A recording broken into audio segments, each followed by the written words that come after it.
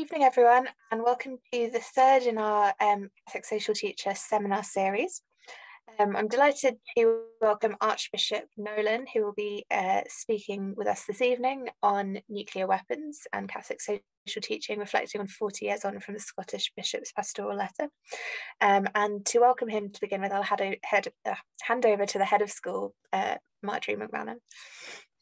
Well, good evening, everybody. Thank you, Anna. And it's my great pleasure to welcome Archbishop Nolan to this evening's seminar. As Anna said, it's the third in this series, Education for Justice. And we, as a School of Education, that's a core aspect of our work, education for social justice. So we're really privileged and delighted that Archbishop Nolan has joined us today. One of the first events that we've been able to invite Archbishop Nolan to in the School of Education in his new role as the Archbishop of Glasgow. And we very much look forward to working with you, Archbishop, in going forward in the next few months and years. As you know, our School of Education has a mandate for Catholic teacher education, and we're trying all sorts of different ways to extend our reach, both within Scotland and beyond. So it's great that we're able to take advantage of our learning from the pandemic and make the most of being able to connect online. So it's a warm welcome to everybody who has joined us this evening from wherever you are in Scotland and beyond. I think we're in for a real treat, and we've only got an hour, so I don't want to say any more. The floor is Archbishop Nolan, and thank you again, Archbishop. Thanks very much, Marjorie. I'm delighted to be here tonight. If my voice is a little bit croaky at times because I've got COVID just now and I'm recovering from it, I think you're quite safe at social distance as we are over the internet. But we had this a couple of days ago and I've been coughing and spluttering all the way through it. But thankfully, things are much improved. When I chose this topic for the seminars, it was because of the 40th anniversary of the Bishop's Pastoral Letter way back in 1982. Who'd have thought that nuclear weapons would be such a topical subject at this stage? Because, of course, Vladimir Putin has reminded us that Russia has got these weapons and made kind of veiled threats that he might use them. So I think people have kind of forgotten maybe the threat of nuclear weapons that was very much to the forefront of people's minds in times past. We've been more concerned about other things like the environment in recent years rather than nuclear weapons. Now, I'm presuming, often when I'm talking about nuclear weapons, I'm talking to people who are very much involved in the nuclear disarmament movement, and so they know, in fact, often more about it than I do. I'm not sure the mix of the audience here tonight, so I'm going to presume that people know nothing and start off from the very basics of nuclear weapons. At the moment, for instance, we've got 9 nuclear weapon states. You've got the 5 permanent members of the Security Council in the United Nations. That's United States, United Kingdom, France, Russia, and China. And then you've also got India and Pakistan, who both have nuclear weapons. You've got Israel, who won't say whether they've got them or not, but everyone presumes they have. And of course, North Korea. So those are the 9 states that have nuclear weapons, but they're not the only states that have nuclear weapons in their territory, because American nuclear weapons are also housed in Belgium, in Holland, in Germany, in Italy, and also in Turkey. And there's a total of about maybe 13,000 or so nuclear weapons in the world, and 90% of those are owned by America and Russia. The United Kingdom's got about 200 or so. We did have a policy of reducing that down to about 150 until I think it was last year when Boris Johnson says we weren't going to be doing that, and he was going to stop telling us how many he actually had as well. So not so much openness there. But so those are the kind of figures for nuclear weapons. Way back in 1982, of course, the figures were much worse than that. In 1986, for instance, there was something like 70,000 nuclear weapons, active nuclear weapons. That was ones that we've been deployed, and the numbers have been greatly reduced since that time. Now, I'm not sure, I don't know the makeup of the audience, as I say, so I'm not sure when I'm talking about 1982, whether for you that are listening, whether this is reflecting contemporary events you lived through, or whether maybe it's this is history for you. And if you want to put up the first slide, and I think Anna's looking after the slides, is it? If you want to put up the first slide, and see if that's working. That's fine. Okay, so you can now move on to the second slide, which takes us back a bit further than 1982. This takes us back to 1963. So for some of you, that might even be ancient history, back to the time of Pope John the 23rd. But I lived through those events. So for me, they're kind of contemporary events and still kind of quite recent. And here we've got the first real mention of nuclear weapons by the popes. And in his encyclical, Pacem, Terris, which means Peace on Earth, published in 1963, a very important work and very influential work. You see that Pope John the 23rd, sorry, is first of all wanting the arms race to cease. He wants the stockpiles, which are quite enormous, to be reduced. And then he says he wants nuclear weapons to be banned. Now that's actually very interesting because in the 1960s, there was a ban the bomb movement. We didn't have missiles so much back then. We had planes delivering bombs. You know, mainstream opinion consider those involved in the ban the bomb movement as being a bit weird and extreme and idealistic because we needed these weapons for our defense to stop Russia bombing us. So it's quite a statement really by Pope John the 23rd saying that these weapons should be banned. He wants obviously all the countries to eliminate their weapons, get rid of them, and then actually ban them. Now, there are other weapons of mass destruction which have been banned, such as chemical weapons. And in actual fact, in 2017, the United Nations passed a treaty banning nuclear weapons. It's now been signed and ratified by 60 states, and among the first to sign and ratify was the Vatican itself. So, you know, it takes a bit of time, but there is now a treaty banning nuclear weapons. Needless to say, of course, all of the countries that have nuclear weapons and all the ones who shelter under the kind of American nuclear umbrella refused to sign the treaty banning nuclear weapons. Interestingly, there you had all these countries, America and Russia, etc., all united and all agreed that while they didn't want nuclear weapons, while they wanted disarmament, etc., banning these weapons was not the way forward. I'm not quite sure what the way forward is. They haven't really kind of clarified that yet. Now, church teaching about the use of nuclear weapons is expressed in the Second Vatican Council. I want to move on to the next slide, please, Anna.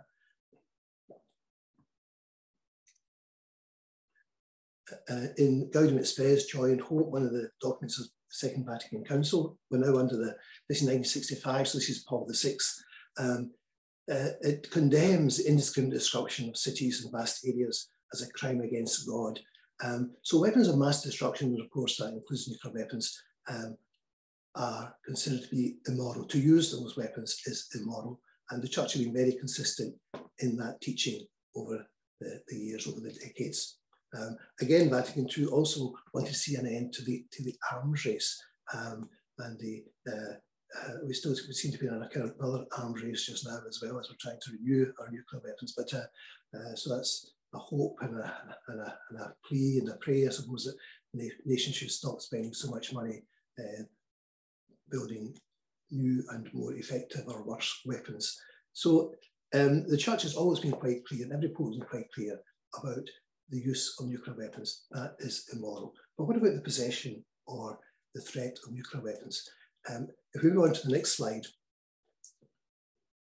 we're moving now to 1982, and this is when the Scottish bishops issued their pastoral letter, their statement on peace and disarmament. There were several other bishops' conferences making statements around at the same time about nuclear weapons. One of the things that the Scottish bishops mentioned was that in a democracy, we should really know more about what our government has planned regarding nuclear weapons and what measure of retaliation is contemplated should deterrence fail. We have nuclear weapons, we have a policy of deterrence, and that is we have our weapons here, so the Russians won't send their missiles and nuke us, because they won't do that because they know we've got our missiles and we could then nuke them, and that's deterrence. But of course, as soon as the Russians, let's say, fire their nuclear weapons in our direction, that means that deterrence has actually failed. So what you're then contemplating really is retaliation. So how do you retaliate if Russia or some other country sends their nuclear weapons in your direction? So they might destroy, Russia might destroy the 60-odd million people living in the UK. Does that mean we should send some missiles over in their direction and destroy a few million of their people? So we're really talking deterrence. It involves really the threat of retaliation. And we don't actually know what level of retaliation is being contemplated by our own government or by these weapons that we actually own. Could we have the next slide, please? But one of the significant things, the most significant thing I think really the Scottish Bishop said back in 1982 was that it was immoral to use these weapons, and of course that's always been the teaching of the church, it is immoral to use these weapons. The Catholic bishops back then said it's also immoral to threaten their use. So deterrence, of course, is based upon the threat of use. And so this was questioning the morality of deterrence itself, which is the very basis of our possession here in the UK and in America of having nuclear weapons. Now, whenever the Scottish bishop said that, there are many who thought they kind of gone too far, that this wasn't the case, and it wasn't immoral to threaten their use. And everyone was waiting to see what would the Vatican say, what would the Pope say. And this statement here was in March 1982. Just a couple of months later, in June, Pope John Paul went to the United Nations and made a statement about nuclear weapons. And that's on the next slide, please, Anna.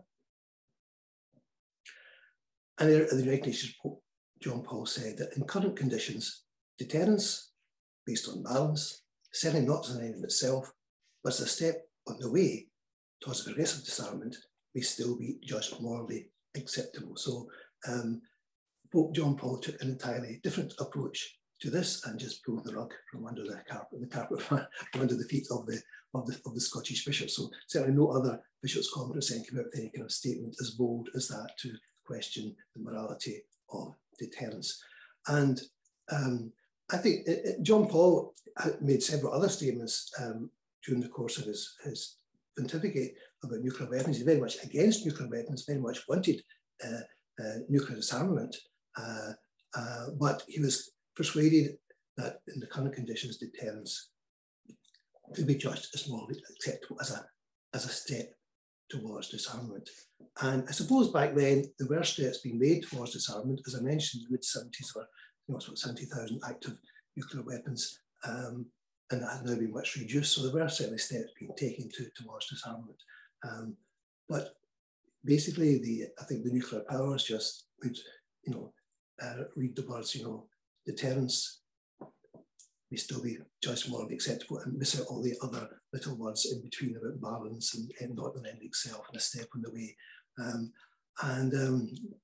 There's certainly the feeling nowadays that the nuclear powers are maybe just kind of very settled in their way and settled in their deterrence. They don't really want to give it up, and there doesn't seem much progress being made in recent years regarding disarmament.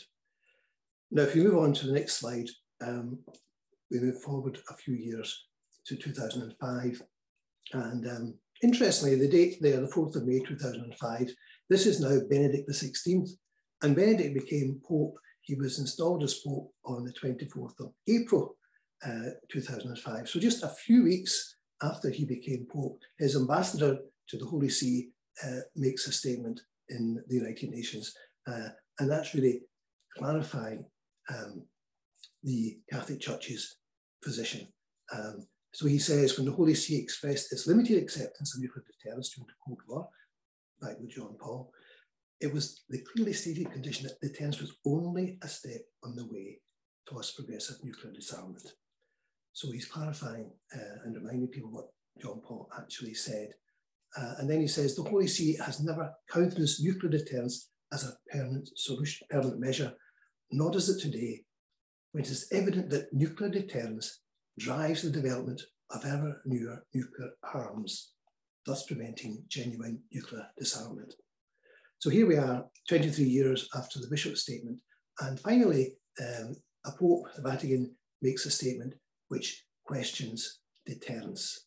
And whereas Pope John Paul thought that deterrence could be a step on the way towards disarmament, in 2005, Pope Benedict says that's not the case. In actual fact, deterrence is creating a new arms race.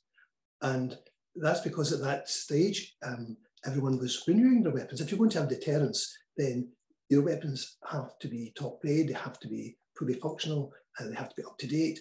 And of course, Trident was kind of getting towards the end of its lifespan.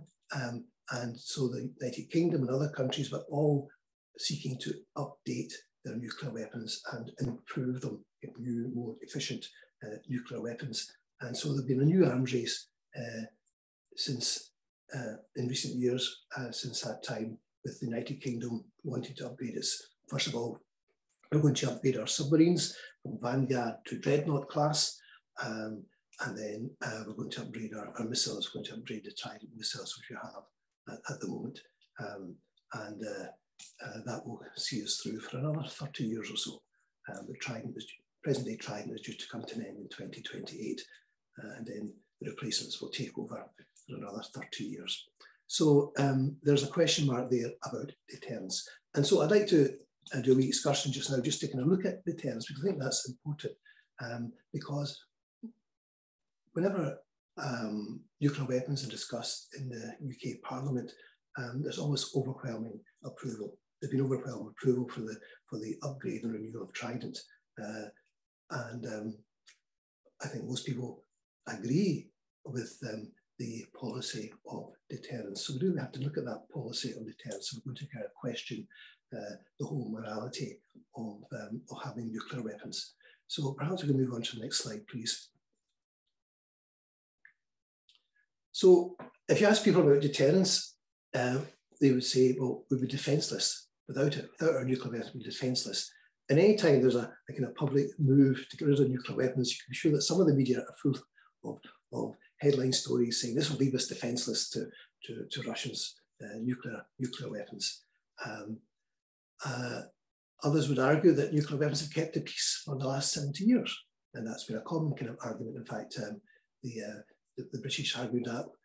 I mentioned that treaty passed in 2017, banning the possession of nuclear weapons. And one of the things that Britain argued at that stage was that nuclear weapons had kept the peace for 70 years. And that nuclear weapons give a sense of security. I went to a conference in Rome at the Vatican in 2017. There was an Israeli woman there speaking, and she said that the fact that her country had nuclear weapons, gave her that sense of security. You could sleep more securely at night because of that. And then I think also perhaps the wee bit of snobbery as well comes into this, that to be part of the nuclear club gives you a bit of status in the world. And maybe that's just me being a bit biased. I feel that there's a bit of that in it as well for the United Kingdom, because of that bit more status, the fact we're all part of a nuclear club. Now, maybe you're able to think of other arguments in favour of deterrence, in which case we'll maybe bring them up at the end. Let's look at the arguments against deterrence. If you want to go on to the next slide, please. Right, deterrence fuels the arms race, and that was something that Pope Benedict said. And of course, we're now spending money upgrading Trident. Billions of pounds are going to be spent upgrading Trident so that it's ready for the next generation. And people are developing kind of new forms of delivery systems, new hypersonic missiles to get the bombs there or the nuclear weapons there even more quickly and less chance of defence. Deterrence doesn't stop wars. To say that there's been peace for the last 70 years isn't actually true. Deterrence didn't stop. The fact that we've got nuclear weapons didn't stop Russia going into Ukraine. It didn't stop Russia going into Chechnya or Georgia or taking over the Crimea or going into Syria. And during the Cold War, well, Russia and America were not fighting each other directly. There was a lot of indirect fighting kind of taking place. You could, in fact, I would kind of suggest it's kind of happening today as well. We're not fighting Russia today, but we're certainly supplying arms and to the Ukrainians to help them fight Russia. during the Cold War, there was a lot of wars by proxy taking place, I think, as well. And deterrence doesn't stop any of those wars at all. And nuclear weapons also create insecurity. This is something that Pope Francis has been arguing about, that it doesn't actually give security. At that conference for this Israeli woman said that she, slept peacefully at night because her country had nuclear weapons. I was actually sitting beside a Palestinian who said, I don't sleep more peacefully at night knowing that Israel has nuclear weapons. And because I don't know which one went first for them, whether it was India or Pakistan, because one of them was going for nuclear weapons, the other one went for nuclear weapons because, can't have the neighbour having nuclear weapons. I don't feel secure unless I've got them myself. You've got Iran wanting nuclear weapons. They don't feel safe. Israel wouldn't feel safe if Iran had nuclear weapons, but vice versa. Iran doesn't feel safe without them. And you've got North Korea, Kim Jong-un, who he's surrounded by nuclear countries. He's got China, he's got Russia, he's got America, his great enemy. He wants them to give himself security as well. The arguments that he puts forward to have nuclear weapons are the same arguments every other country puts forward to say for nuclear weapons. We don't want to use them. We're never going to use these. My goodness, definitely not. But we need them for our own security. So there's a great insecurity created by nuclear weapons, especially, of course, if you start looking at the insecurity of them just being there and being perhaps taken over by terrorists or by accidents. There have been accidents in the past which have been avoided, and a lot of documented accidents and so on that could take place because these very dangerous weapons are actually there. Another argument which comes out very much in papal teaching as well is that nuclear weapons divert money from the poor. Something like $72.9 billion per year is spent on nuclear weapons worldwide. That's a vast amount of money being spent. And also not just the money, it's the resources, the personnel, it's the people that are being employed just to maintain these weapons, which we possess because we don't actually want to use them. And we possess them so that we won't use them. And it's an awful lot of money, an awful lot of talented people being involved in that.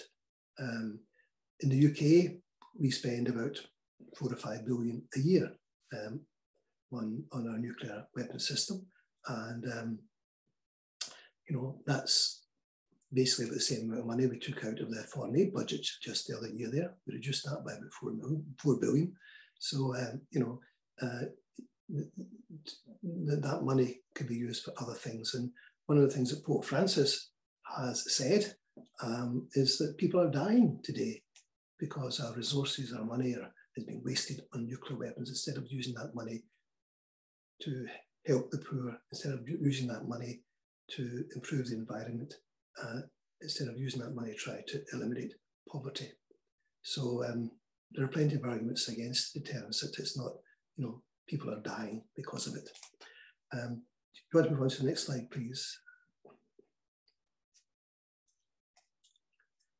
One of the other things the Catholic bishops in Scotland said in 1982, they quoted again Gaudium et Spes, that document from Vatican II, was that the arms race is one of the greatest curses on the human race, and the harm it inflicts on the poor is more than can be tolerated. That's the Vatican Council in 1965 saying that, so very much linking the arms race and the money spent on arms with the neglect of the poor. Next slide, please. Now, Pope Benedict in 2006, urging people to strive towards nuclear disarmament, also brought up this argument with the resources. The resources which could be saved could then be employed in projects of development capable of benefiting all their people, especially the poor. So once again, nuclear weapons, the argument by the Pope is that they take money away from the poor. And again, the next slide, please. And then Pope Francis has been very forthright on nuclear weapons, and has mentioned this, the topic several times, again, talks about the real priorities facing our human family: the fight against poverty, the promotion of peace, the undertaking of education, ecological and healthcare projects, the development of human rights, and that these are all relegated to second place because of our emphasis on nuclear weapons. And move on again. Next slide, please. And again, there's Pope Francis. Once, as I said, he's very much emphasized the fact that nuclear weapons create nothing but a false sense of security. And you know, that deterrence and is not the way to, you know, peaceful coexistence between members of the human family. So he's been very, very consistent on nuclear weapons, and has mentioned the topic several times. And again, the next slide.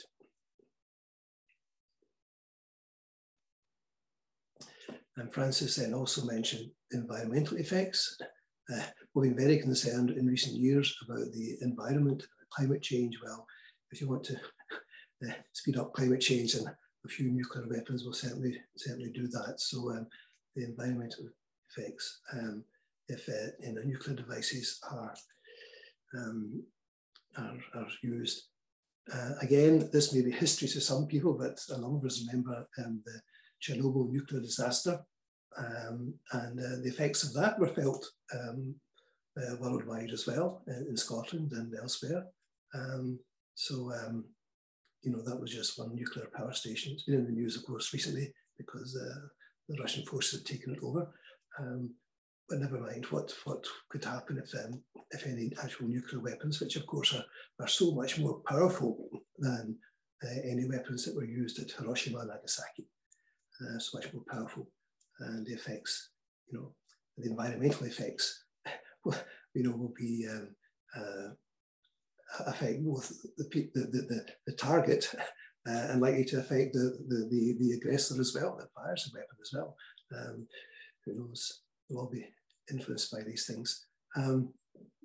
However, the most important thing that Pope Francis said was that regarding nuclear weapons, the threat of their use, as well as their very possession, is to be firmly condemned. He said that there in 2019, he went to Hiroshima, and he repeated that as well. So you finally have a Pope who is questioning the threat of their use, questioning deterrence. And Pope Francis has said, as I say, more than one occasion, that with nuclear weapons, the production, the possession, the threat, and the use, you know, are all morally doubtful and to be questioned, you know. So he questioned the morality of all of those. And finally, then, I think, you know, what's that?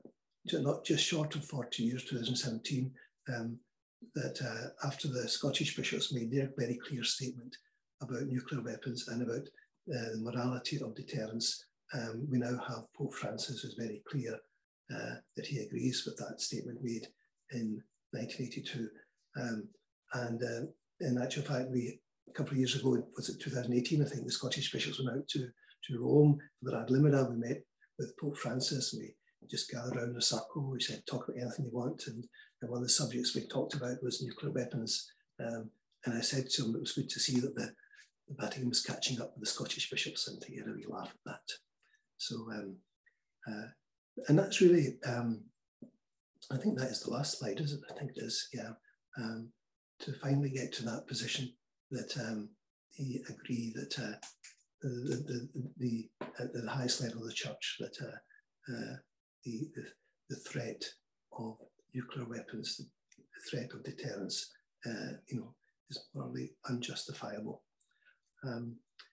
Now, one of the things about the statement the Scottish bishop made in 1982 was, well, it was pretty much disregarded in church circles, especially after Pope John Paul said that deterrence was okay in present circumstances. It wasn't ignored in the kind of nuclear disarmament world, and it certainly gave the Scottish bishops a certain amount of status there because it came out so clearly saying that. And actually, about a couple of years ago, I think it was 2015 or 2016, I went to a conference down in London, and when I arrived, this American there who was representing the Bishops' Conference of America said, "Oh, I'm so glad that Scotland is here to support us." He said, "I didn't have thought that America needed Scotland's support, but he was very much aware, as were everyone else at that conference, of that statement back in 1982. And in fact, the very first question asked at that conference was asked by Bruce Kent, who now in his 90s, but he's been a stalwart of the nuclear disarmament movement for decades. And he stood up, and the very first question he asked, pointing to the poor English bishop who happened to be there, saying, "When will the bishops of England and Wales make such a clear statement about nuclear weapons as the Scottish bishops did?" So things move slowly in the world, and it's gone a long way since 1982. The Church has always been clear about the use of these weapons, and now under Pope Francis, the Church is very much questioning the morality of their threat, or indeed the morality of their very possession, because these weapons, for all the arguments outlined there, do not bring peace. They bring instability, and they do not protect life, because we spend so much money on them. Many lives are being lost. So that's where I want to end, and I'm open now to any questions or any comments, or maybe somebody's got some insight or other they might to throw in themselves, because I don't claim to be an expert or the expert on this. So over to you. So I'd say thank you so much to Archbishop Nolan. That was very enlightening and thought-provoking. And if anyone does have any questions, please feel free to put them in the chat. And we've got quite a while for discussion. So please feel free to ask questions.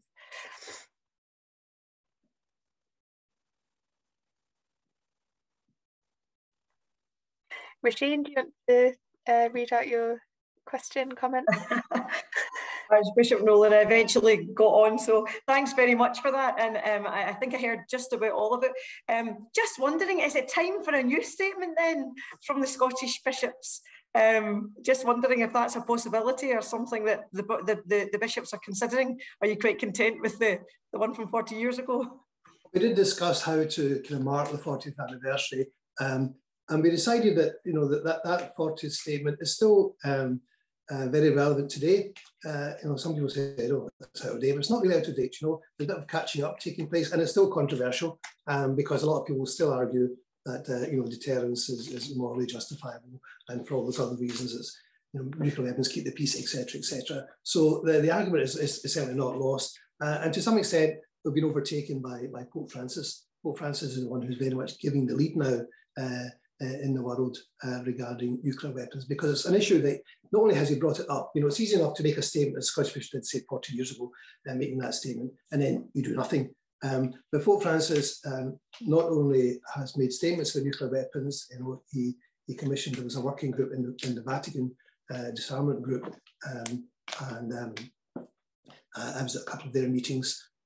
One of the things, I don't know whether it's because of the Scottish Bishop's statement about nuclear weapons in 1982, or because of the fact that we've got all these weapons here in Scotland, that we tend to get invited to things regarding that. And I've been out to Rome a couple of times for meetings at the Vatican with this working group, as have one or two of the other bishops. Because one of the things about the Vatican is they don't tend to give you very much notice, and can't always go, but somebody always tries to go to these meetings so the Scottish voice is kind of heard, And when Pope Francis was preparing, for his trip to Japan and to Hiroshima, he knew he would be saying something with nuclear weapons. So obviously he was consulting this group, beforehand, or at least we were thrown in our tuppence worth, whether so it's an issue that he's been pursuing, and there have also been representatives out in Rome from various nuclear countries talking to the Vatican, because here, it's also a question of listening to what they have to say as well, Interestingly, can I bring up some of that just come to my mind? I meant to mention about deterrence as well. Is that we kind of, in popular parlance, we seem to think that deterrence is there to stop, say, the Russians firing their missiles at us, and that we're going to use these in retaliation. But in actual fact, we have never said that we've never said that we won't use these first ourselves. So and that is something that it was never said. It's not said we only use them if somebody uses theirs first, but we have never said that we will never use ours first. And that's always been kind of very much an open thing. During the Cold War, when it was presumed that the Soviet Union had vast numbers of tanks and an army much bigger than Europe had, one of the arguments was, well, if you're going to use your nuclear weapons, use them at the start, while all these tanks and all these people are together, and because we can't win a conventional war against the Soviet Union, so we'd be the first to use them. So, and we've never, said we wouldn't be. I think, in fact, Donald Trump did in fact suggest that if there had been a cyber attack against the United States, and he would use nuclear weapons to respond. So we haven't ruled that out. So deterrence is not just saying, well, if somebody fires us, we'll fire ours at them. But we might actually, we still haven't ruled out. We haven't ruled out first strike by ourselves.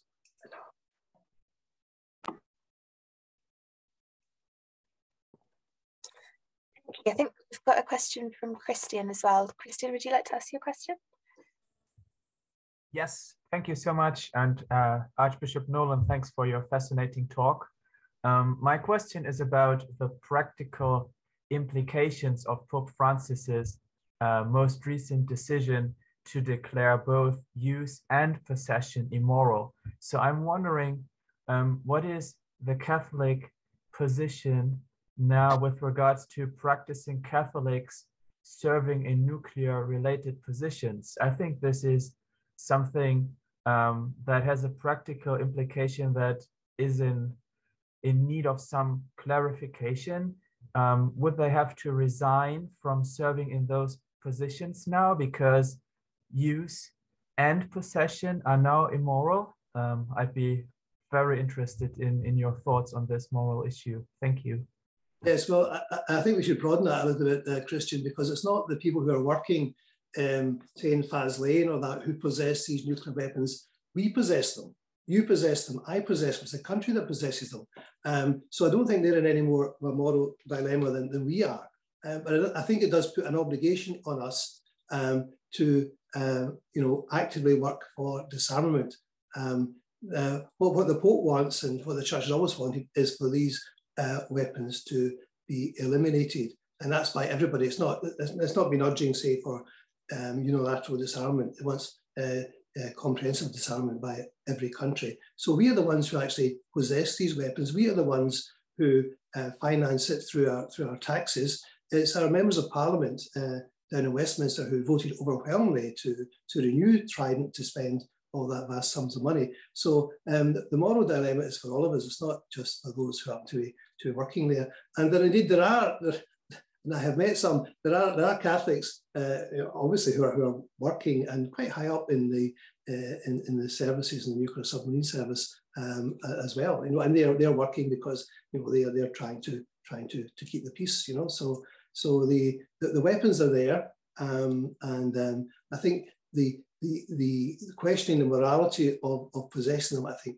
is a spur to disarmament. There should be a spur to disarmament, but we're all involved in this. Thank you. We've now got a question from Davis, which is not abstract, but is perhaps provocative. Would you like to read out your question for us? I mean, it's an earnest question. Your Grace, I'm not sure I've got the answer myself, so it's not a trick question.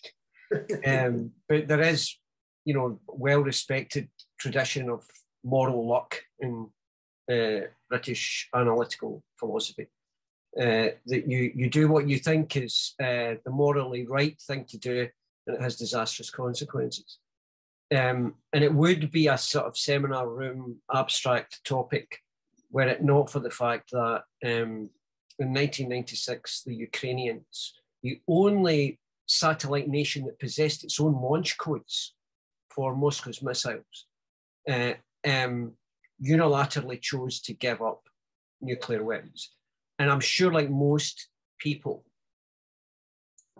it must have crossed your mind that maybe Mariupol wouldn't be lying in ruins today if they kept them. Yeah, I don't know.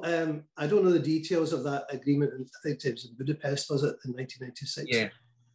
And obviously, after the collapse of the Soviet Union, there were nuclear weapons scattered all over the place, and it was certainly not a very secure environment.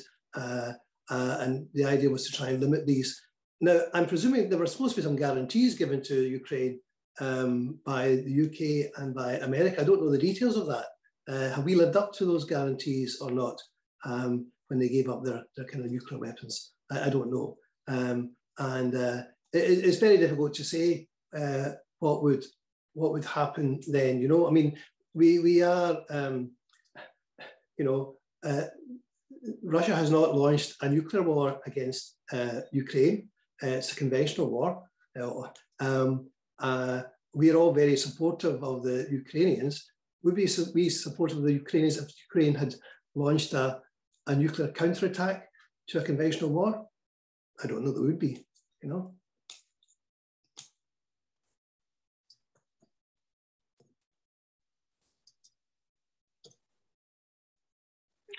Would you like to read out your question for us?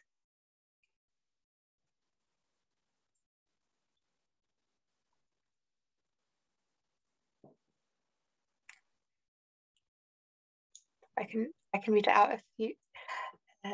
John's asked, I'm wondering to what extent John Paul II's rollback a few months after the 1982 statement was intentional. Did he actively think that the bishops of Scotland had gone too far, and if so, why? Okay, yes, thanks, Anna. Sorry, I didn't realise you were. That's all right. Right. There. Yeah, I don't mean this question to develop any kind of theories of factions or whatever, or divisions within hierarchies and so forth.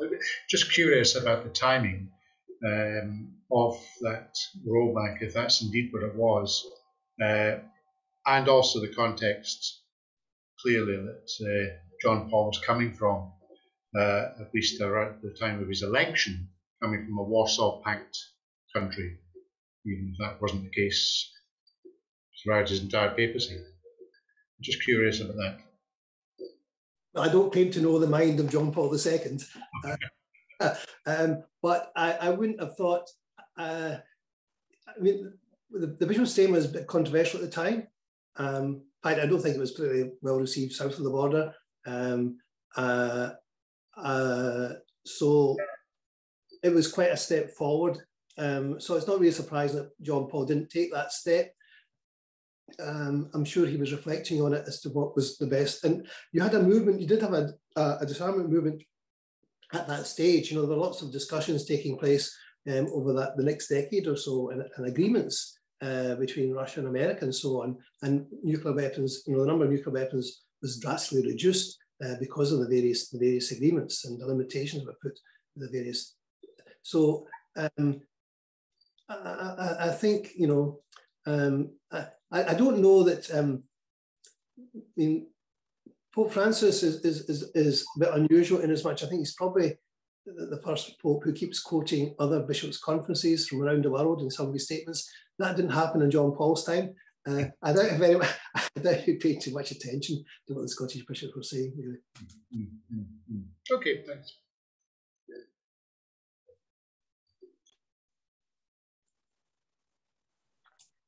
I've got a question that I'll ask while we wait for anyone else to anything in the chat. So I think this is probably something I've been thinking about for a while, and just sort of any thoughts on it would be interesting and useful, I think. How do you think we can mainstream non-violence in the church? And what role do you think education has in that? Yeah, well, non-violence, that's a long way to go, I think. There's always been a non-violent movement within the church, but it's always, it's been pretty much some would argue it was very active in the early church, with a lot of Roman soldiers refusing even to fight and so on. But since then, that time, it's been very much in the minority. It certainly causes us to question our kind of assumptions, responding to violence with violence, which of course is something that Jesus says you shouldn't do. You turn the other cheek and so on. You don't respond to violence with violence. So yeah, that's quite a big step forward. I know that some, particularly among Pax Christi, were hoping the Pope would bring out a statement on non-violence, and he hasn't done that. In one of these interviews that he does on the plane on the way back from somewhere or other, he was asked about that, and he said that needs a lot more prayer and reflection. I think he kind of indicated that might be for his successor to work on, but certainly the non-violent movement in the church, causes all to question our assumptions about violence. To some extent, we all just assume and take on board the values of our culture, and where retaliation is even the basic things like the just war theory, which has existed in the Catholic Church for quite a while. If it was designed to stop wars, and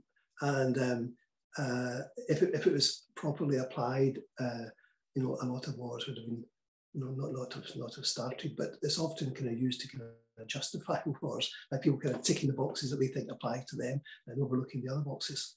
So we've got a long way to go for that, I think. Thanks. Marianne, did you want to ask your question? Sure, thank you, Anna. Archbishop, as chair of Pax Christi Scotland, I'm wondering, following on from that, would a voice from the Scottish Bishops' Conference on Pax Christi International's executive, us being a host country of nuclear weapons, be useful and indeed possible? Well, I'm not sure what that entails, really, Marion. A voice on the Pax Christi International. Are you not that voice, or who are you suggesting being that voice? Well, you would be an absolutely perfect voice, Archbishop, but there is an election coming up very, very shortly, so it's what brought it to mind, and I think that it would be a very valuable voice. Well, it's not something I was aware of or I was even thinking of. So, I'm not going to put myself forward, I don't think.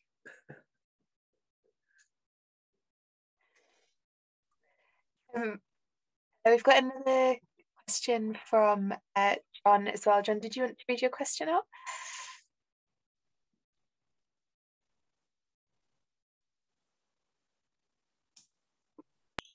Sorry, is that me again?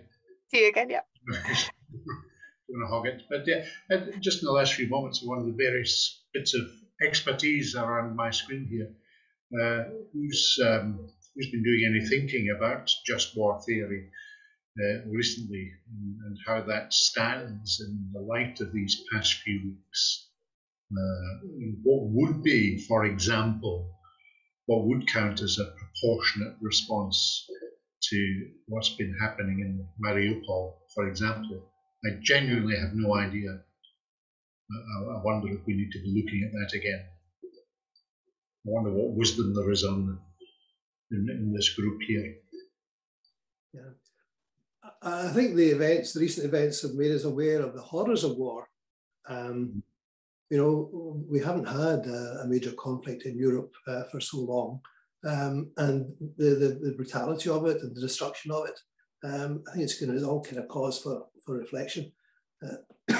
But again, I think, you know, people enter into wars too easily. You know, I mean, you know, I don't know Vladimir Putin's mind, but you know, it does appear that he thought, you know, this was a walkover basically. You know, I've got all my 150, 200,000 troops. I'll just send them in there, and that's it. Take over the country. And you know, that's often the case. We go into wars thinking it's going to be so simple. You know, we've been involved in other wars like Iraq and so on, and end up destroying the country. And Libya, what a mess they're in at the moment, have been for quite a while. You know, war can often seem, sending the troops seems that kind of simple solution. We're into Afghanistan, you know, but sending in the troops was easy. Getting them back out again, you know, 20 years later, and what have you achieved? So I think war can appear deceptively, and that's definitely easy solution. And if you've got weapons there, then you're going to be tempted to use them, you know, if you've got them. So I think if we get rid of weapons of mass destruction, then there's, you know, then we all feel safer because of that. Because if they're there, somebody would.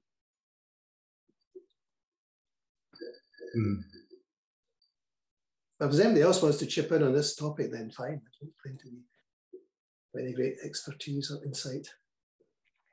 Grace has just made a comment. She says that there's an indication that Rome is reviewing the compendium on the social doctrine of the church, and just war was part of the review. I don't know if Grace wanted to expand on that, or if anyone else wanted to speak to that.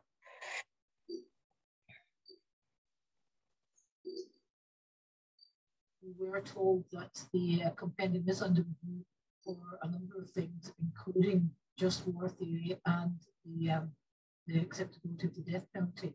We're waiting to hear, but I've heard no more than that. I would like to get an update when I go to a European meeting in May, but it's interesting that it was touched on.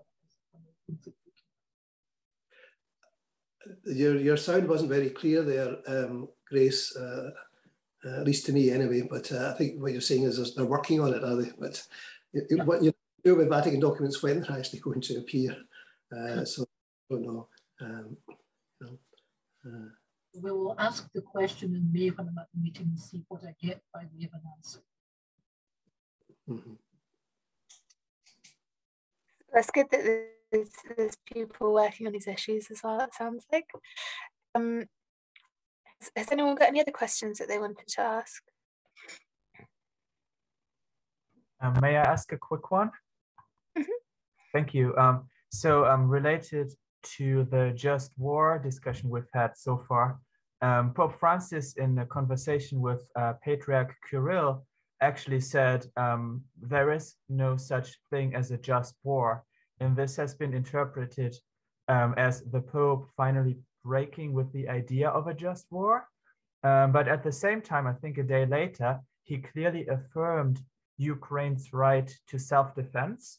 And I think that pretty much resonates with what is in the Catechism, because in the Catechism, you have a reference to a state's legitimate right to defense. And there is still a reference to the criteria of just war that are used to determine when such a course of self-defense is just, but just war is put in quotation marks. So I'm wondering, would you agree that as the Pope is now clearly saying there is no such thing as a just war, in successive statements, the term just war has sort of become toxic? Do you think just war has been abandoned now? I think just war has been toxic for a little while before Pope Francis came along, and has proved to be, you know, inadequate for trying to achieve peace in many ways. From a conversation he's having with Patriarch Kirill, who's very much, you know, on side with Vladimir Putin, I wouldn't want to draw too many conclusions, you know, because the Russian side were arguing, you know, they're going in there to defend Russian speakers, etc., etc. So arguing it's a just war because of that, there's a good aim. So I don't know. I think if you want to go by church teaching, I think you have to wait for official church documents where things are much more thought out rather than just casual conversations the Pope might be having. I know that after that conversation, some people were suggesting, yes, it's not a just war, but it's a just defence. So, you know, that remains to be seen, you know, what we mean by just defence. But as you say, the Catechism of the Catholic Church does say that states have a right to defend themselves. Yeah, it does say that, yeah. And that's the official teaching of the Church. So the official teaching of the Church is not a pacifist teaching, you know.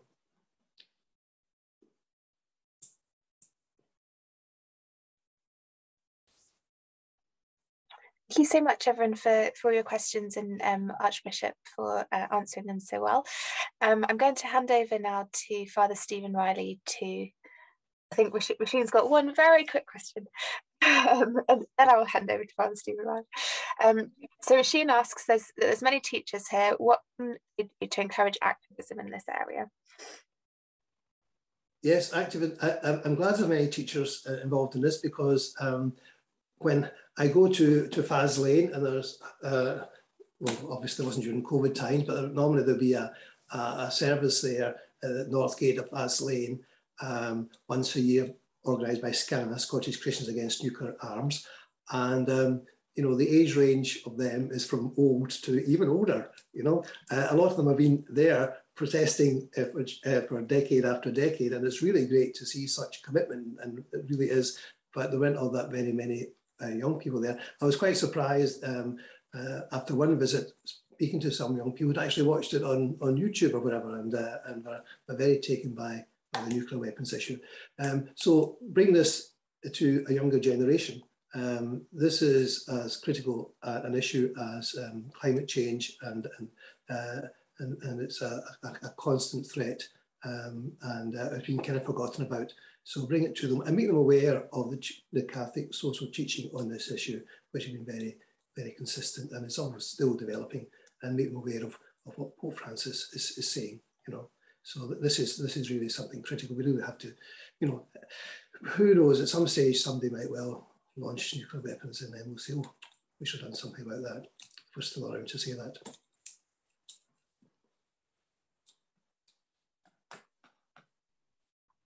Thank you so much. I think, and Bob Davis has just pointed out, I think probably one of the people that you're referring to is Brian Quayle.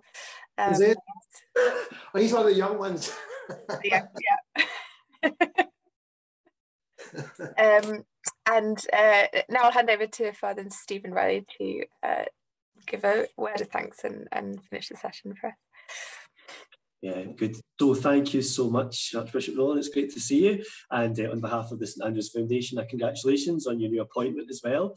Commiserations as well to Galloway Diocese. I know it's always a wrench and you loved your time there, but just I know you're relishing the challenge, and you're much welcomed, both in the Archdiocese and also very much in the Justice and Peace community. I know there's much excitement around that, and your own presence in this important role in the Bishops' Conference. So thank you, first of all, for that, and welcome to your new role on our behalf. Just to thank you for your talk today. This is something you've led on for so long, and you've been a real leading light in talking about this subject. And tonight you once again broached it with great clarity and great passion. And I think what's come across in all of our seminars so far is the prophetic voice of the Church, you know, which has come through again and again. Anna's about the role of Dorothy Day. Also Danny last time about the lead of the Church in terms of migration, and who knew that the leading prophetic voice in the Church would be the Scottish Church as well. So absolutely wonderful. I love your idea of telling Pope Francis that he's finally caught up with the rest of us in Scotland. Good work. But also good to see the prophetic work by the Vatican itself. You mentioned that the Vatican was one of the first to sign the 2017 treaty banning nuclear weapons, which is great. So I think just it's been a lovely theme running through all of these talks. Thanks for the way in which you've really dissected a lot of issues and be very persuasive and rightly so in many of your arguments. A really good analysis of John Paul's intervention and the reason why it may have been good for that time, but it's been superseded by the arms race. I think that's very well said. And then also the idea of supposed security, but it's a false sense of security, and the risks of accidents, which we don't hear about a lot. In terms of young people, you'd be glad to know that myself and Anna have always taught about nuclear weapons in Catholic Teacher Formation 3 course of the undergrad.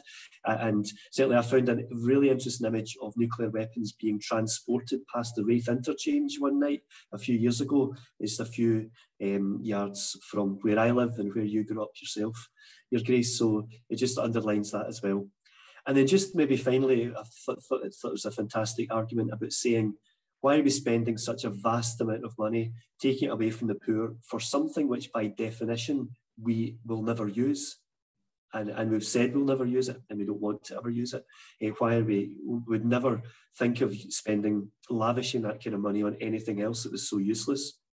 So just a whole series of very insightful arguments tonight. And we just once again, on behalf of the Foundation, on behalf of Anna and the series organisers, a huge thank you. And again, very much in our prayers as you take on your important and exciting task ahead as Archbishop of Glasgow. So thank you. Thanks very much, Stephen. Thank you.